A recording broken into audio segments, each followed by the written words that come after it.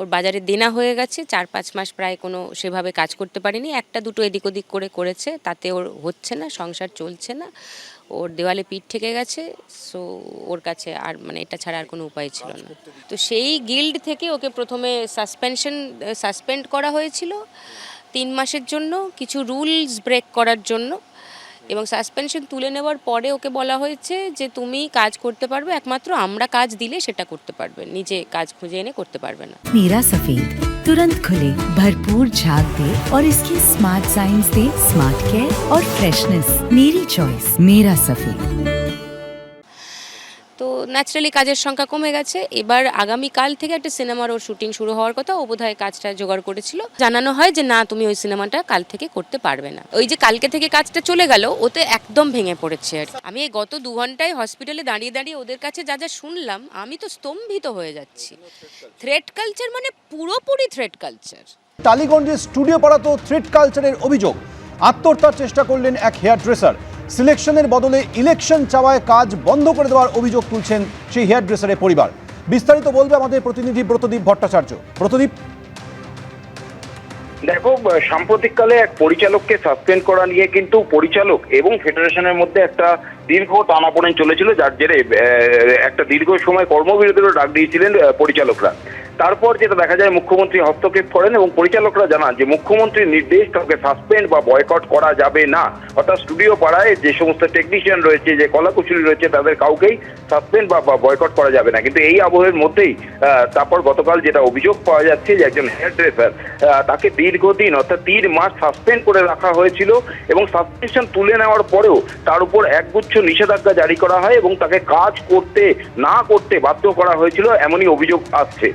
এবং যে অভিযোগ আসছে কিন্তু সেই গিল্ডের বিরুদ্ধে, অর্থাৎ যে গিল্ডের অন্তর্ভুক্ত এই হেয়ার ড্রেসার, তার যেটা দাবি যে গিল্ডে এই বছর, অর্থাৎ হেয়ার ড্রেসারদের যে গিল্ড রয়েছে সেই গিল্ডে এই বছর নির্বাচন হয়নি, অর্থাৎ ইলেকশনের জায়গায় সিলেকশন হয়েছে।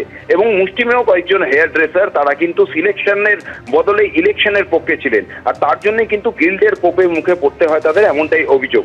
3 মাস তাদের সাসপেন্ড করে রাখা হয়েছিল, পরবর্তীতে সাসপেন্ড তোলা হলেও তাদেরকে বলা হয় যে গিল্ড যে সমস্ত কাজ দেবে সেই কাজই তারা করতে পারবে, তারা ব্যক্তিগতভাবে কোনো প্রোডাকশন হাউস বা কোনো সিনেমা অথবা কোনো সিরিয়ালের তারা কাজ করতে পারবেন না। এই অবস্থায় দীর্ঘদিন কার্যত কর্মহীন ছিলেন এই হেয়ার ড্রেসার, এমনটাই অভিযোগ। এবং সাম্প্রতিককালে একটি সিনেমার কাজে তিনি যোগ দিয়েছিলেন এবং সেইখানেই অভিযোগ ফেডারেশনের তরফ থেকে সেই প্রোডাকশন হাউস বা সেই সিনেমার যে টিম, তাদের বলে দেওয়া হয় যে এই হেয়ার ড্রেসারকে তারা কাজে নিতে পারবেন না। এরপরেই কিন্তু হতাশ হয়ে যান এবং অবসাদে ভুগতে থাকেন ওই হেয়ার ড্রেসার, এবং গতকাল তিনি আত্মহত্যার চেষ্টা করেছিলেন। তারপরেই কিন্তু কলাকুশলী অর্থাৎ অভিনেতা এবং পরিচালকদের একাংশ তার পাশে এসে দাঁড়ান।